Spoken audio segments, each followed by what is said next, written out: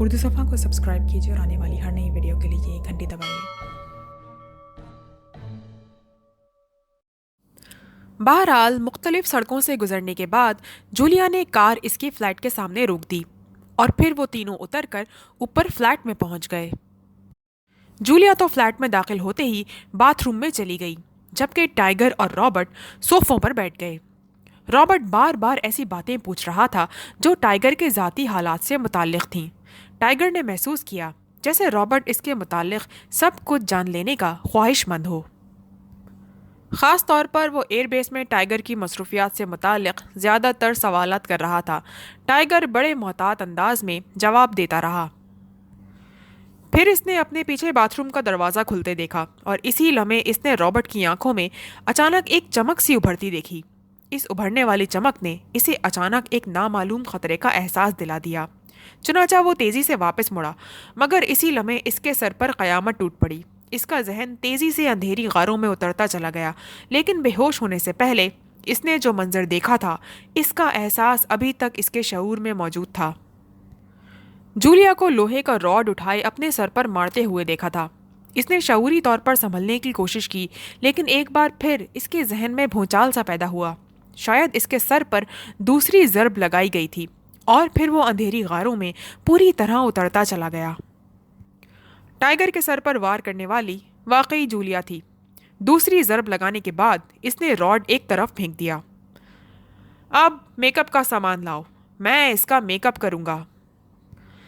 Tiger کے بے ہوش ہوتے ہی رابرٹ نے تحکمانہ لہجے میں جولیا سے مخاطب ہو کر کہا، اور جولیا یوں سر ہلاتی ہوئی واپس باتھ روم کی طرف مڑ گئی جیسے وہ پیدا ہی رابرٹ کا حکم ماننے کے لیے ہوئی ہو۔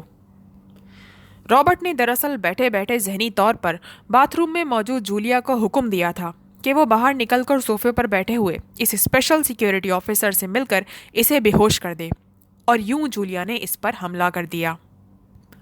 رابرٹ واپسی پر ٹائیگر کا میک اپ کر کے اڈے میں داخل ہونے کا پروگرام بنائے ہوئے تھا۔ پہلے تو اس کا ارادہ یہی تھا کہ وہ وہیں دفتر میں ہی کارروائی کر گزرے، مگر جب ٹائیگر نے خود ہی ساتھ چلنے کی آفر کی تو جولیا کے منع کرنے کے باوجود رابرٹ تیار ہو گیا تاکہ اطمینان سے کارروائی کر کے واپس آ جائے۔ اور اس کے بعد تو اس کا ارادہ بالکل ہی مستقل ہو گیا تھا جب ٹائیگر نے ریڈ پاس کا ذکر کیا تھا۔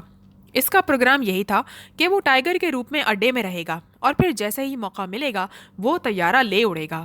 اس لیے اس نے جولیا کو ہوٹل کی بجائے اپنے فلیٹ میں چلنے کے لیے کہا۔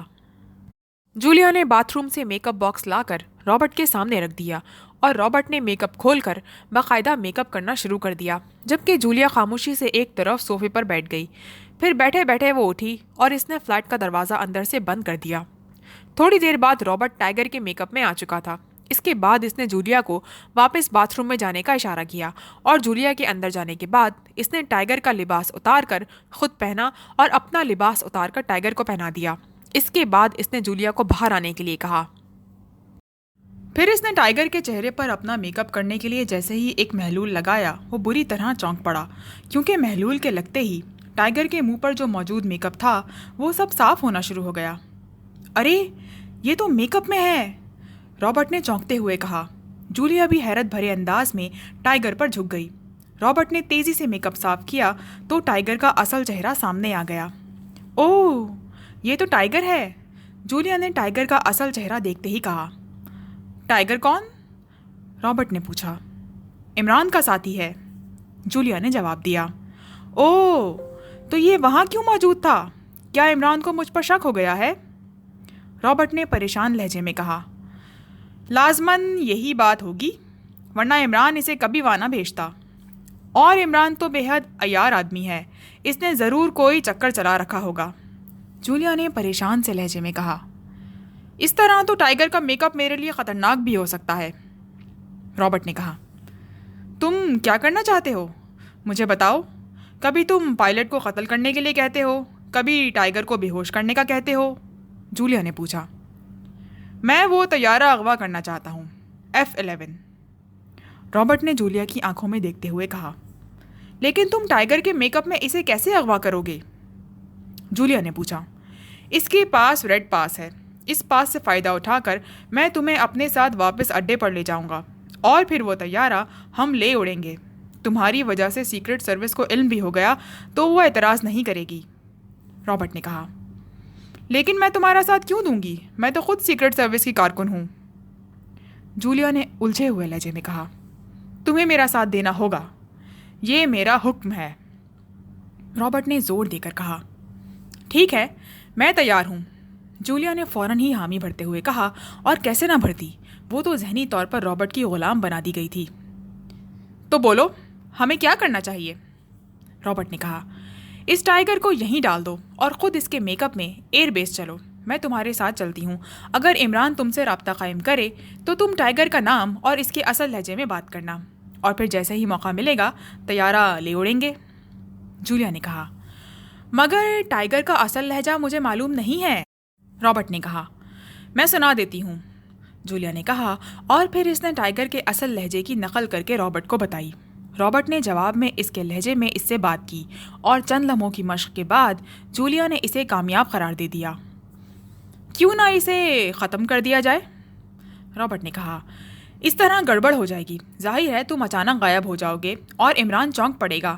تم ایسا کرو کہ ٹائیگر پر اپنا میک اپ کر دو اور اس کے ہاتھ پیر باندھ کر یہیں فلیٹ میں ڈال دو، میں بھی یہیں رہتی ہوں، میں عمران کو سنبھال لوں گی، تم طیارہ اغوا کر کے نکل جانا، جولیا نے تجویز پیش کرتے ہوئے کہا۔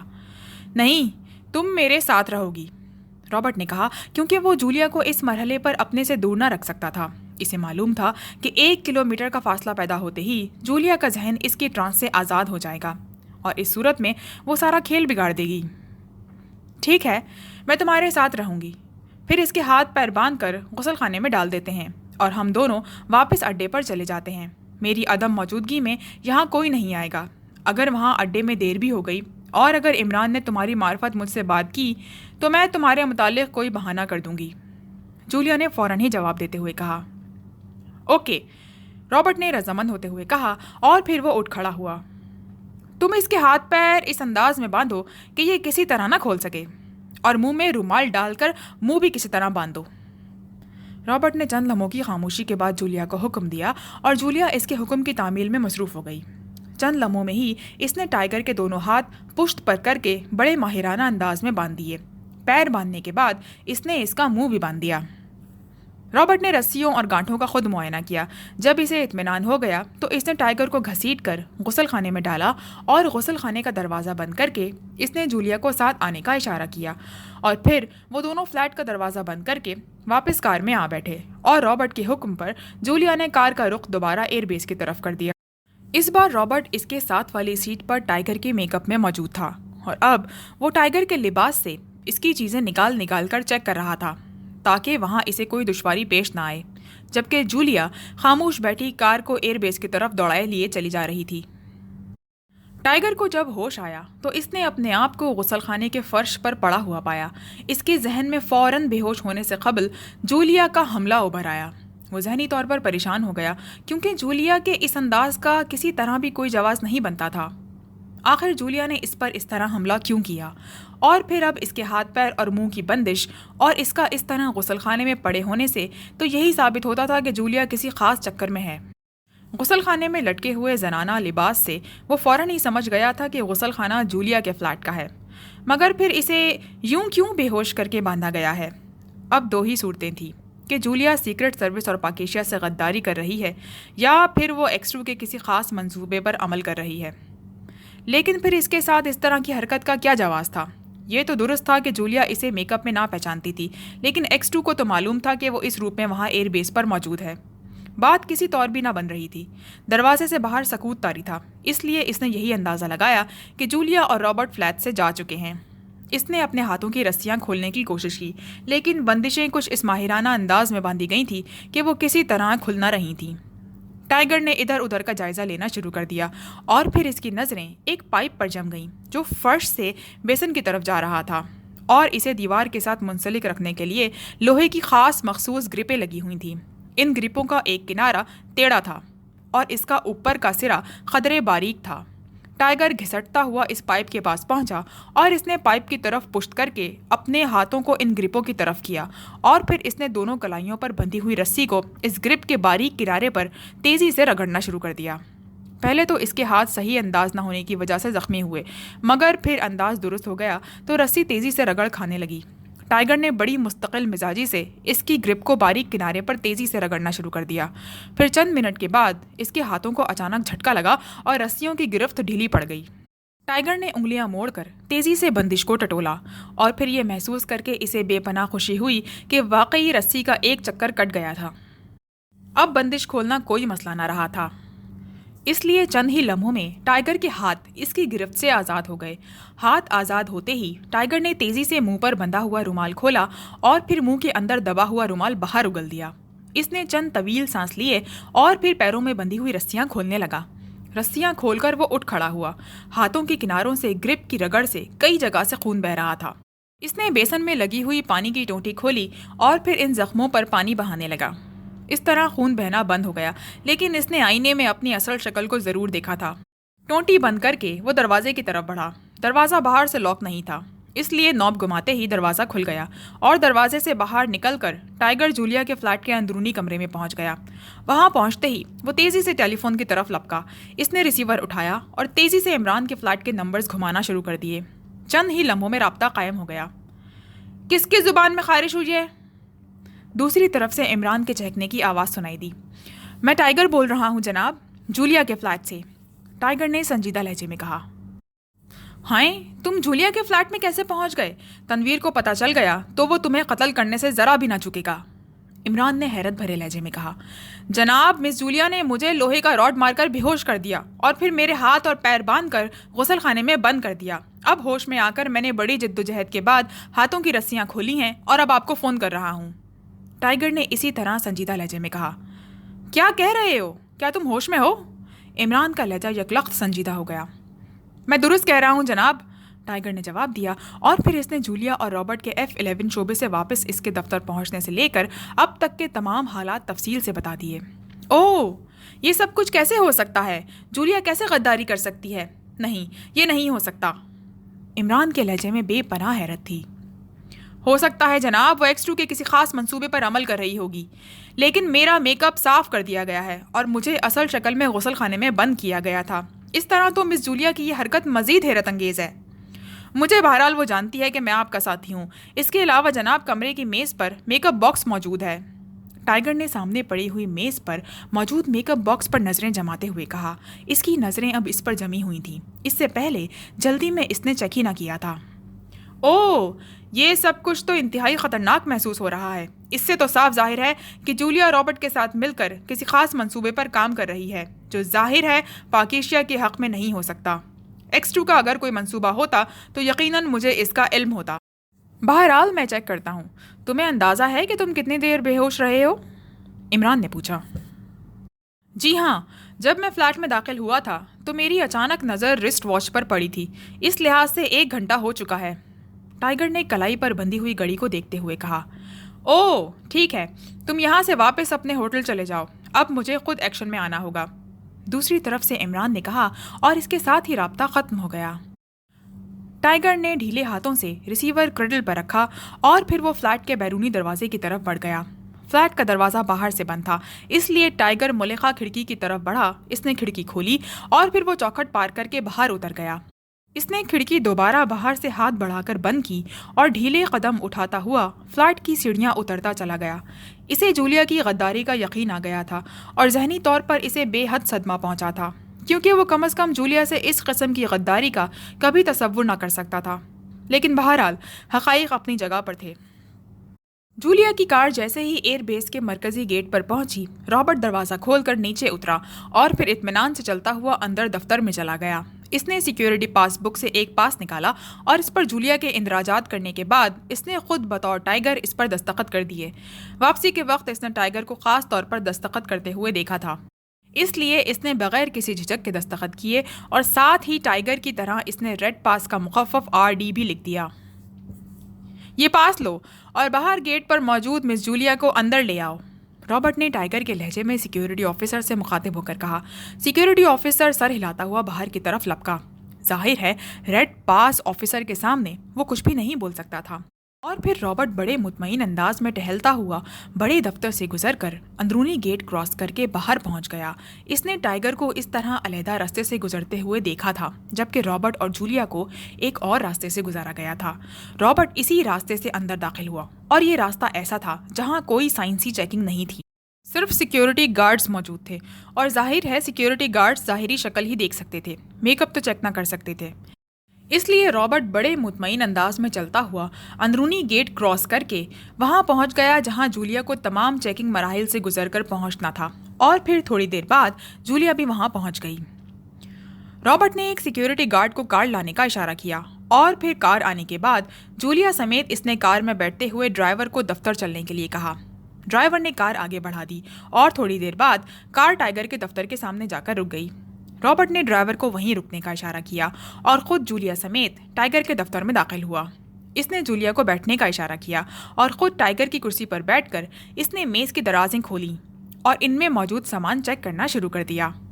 چند لمحوں بعد اس نے دراز سے ٹیلی فون ڈائری باہر نکالی اور اس میں لکھے ہوئے ایئر بیس کے مختلف شعبوں کے فون نمبرز دیکھنے لگا۔ کافی دیر تک ڈائری کی ورق گردانی کرنے کے بعد اس نے ٹیلی فون کا ریسیور اٹھایا اور تیزی سے نمبر ڈائل کرنے شروع کر دیے۔ یس، ایئر کمانڈر راشد بول رہا ہوں۔ دوسری طرف سے رابطہ قائم ہوتے ہی ایئر کمانڈر کی کرخت آواز سنائی دی۔ اسپیشل سیکیورٹی آفیسر وقار بول رہا ہوں، ریڈ پاس ہولڈر۔ رابرٹ نے بڑے باوقار لہجے میں کہا۔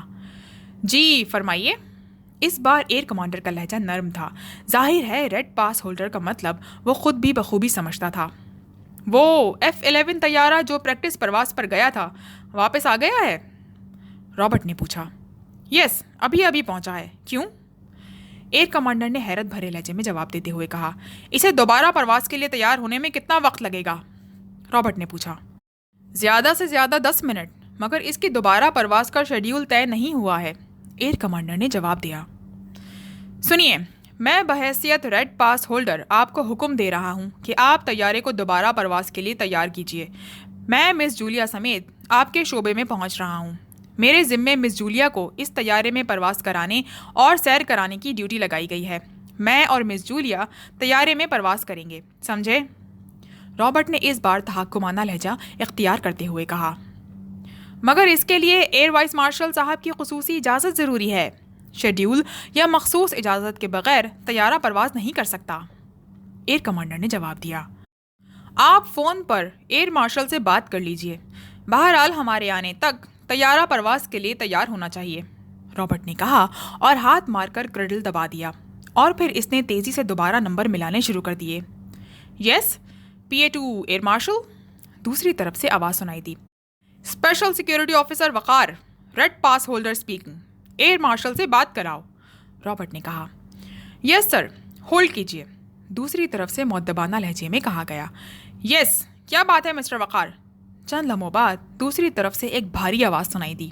سر، مس جولیا میرے پاس بیٹھی ہیں، یہ سیکرٹ سروس کی رکن ہے۔ X2 نے حکم دیا ہے کہ ان کی کسی خاص منصوبے کے تحت میں انہیں F-11 طیارے میں پرواز کا موقع دوں اور خود ساتھ بیٹھوں۔ میں نے ایئر کمانڈر صاحب کو کہہ دیا ہے کہ وہ طیارہ تیار کریں، مگر وہ اصرار کر رہے ہیں کہ آپ انہیں اجازت دیں، رابرٹ نے کہا، مگر لہجہ نرم ہی رکھا۔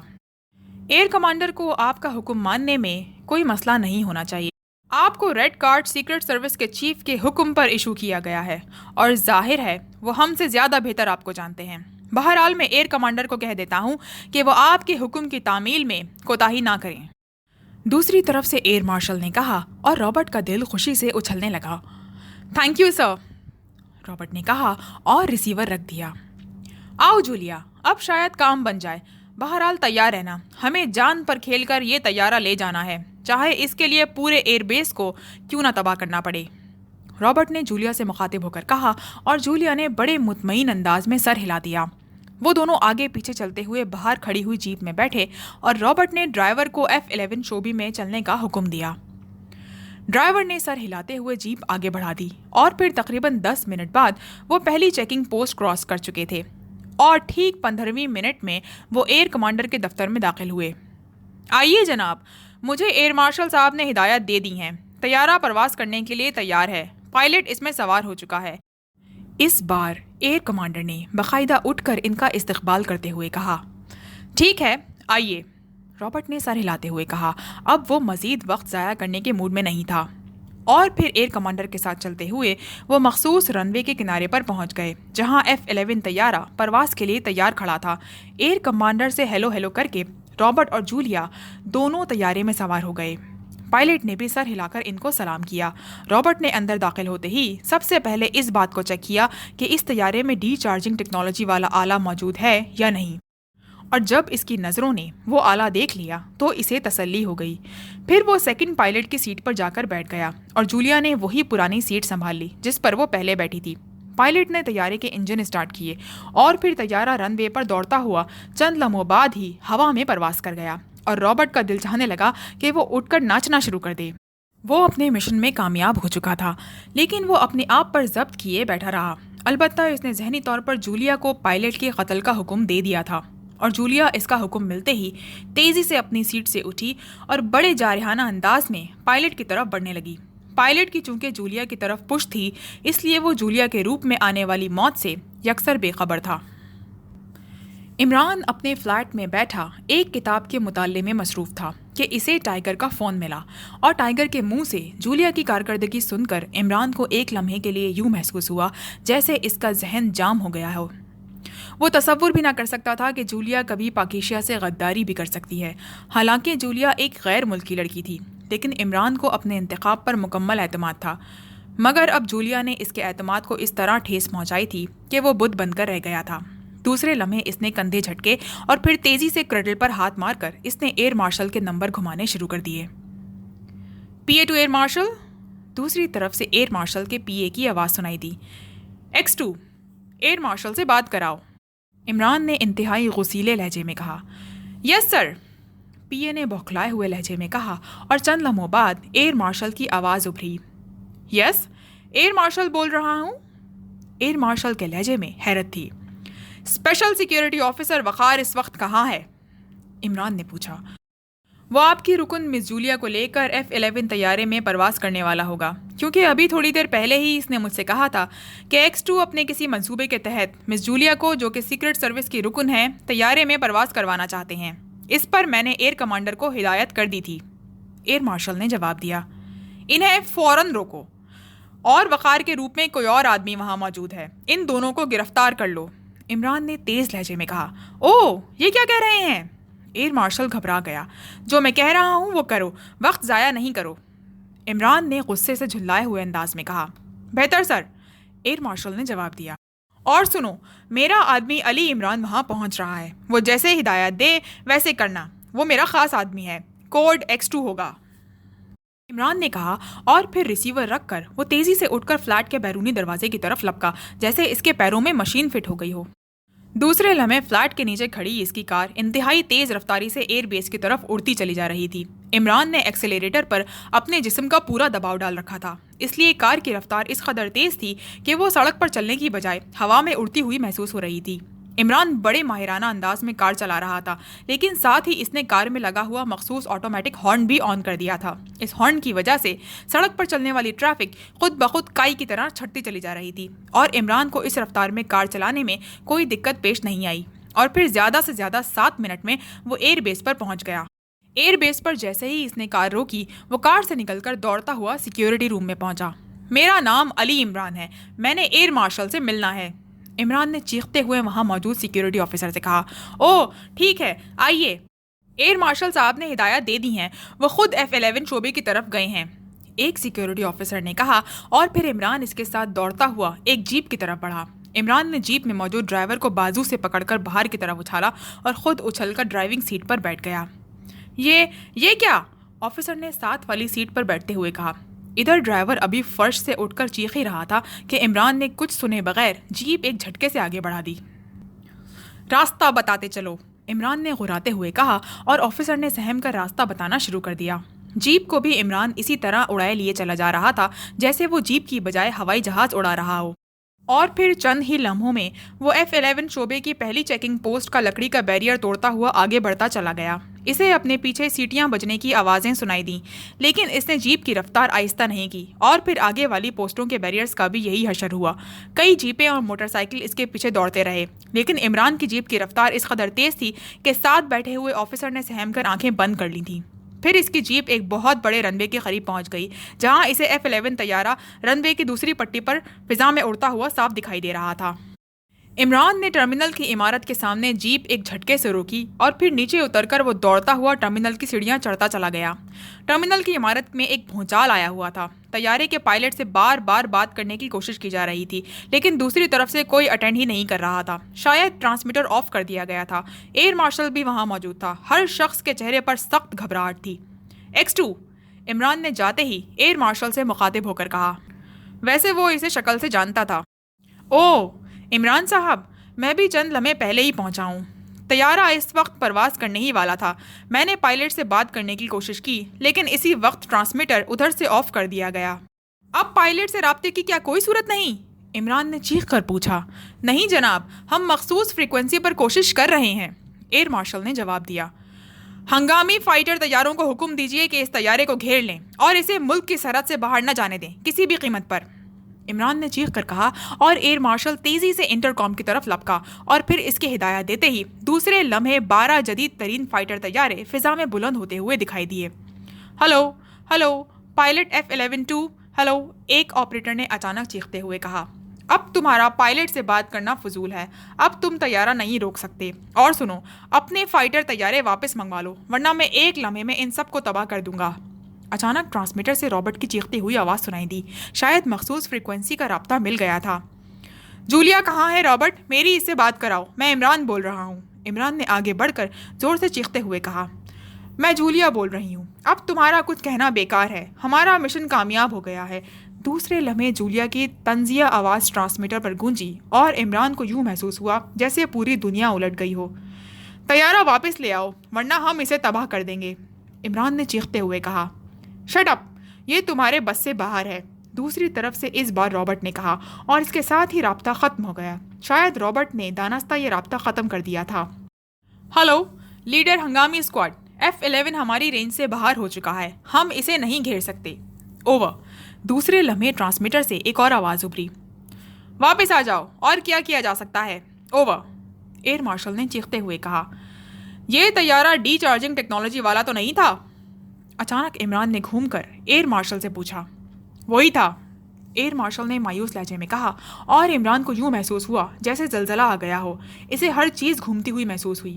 جولیا کی غداری نے پاکیشیا کو اس کی تاریخ کا سب سے بڑا اور ناقابل تلافی نقصان پہنچایا تھا، اور عمران بے بسی سے اپنے ہونٹ کاٹ رہا تھا۔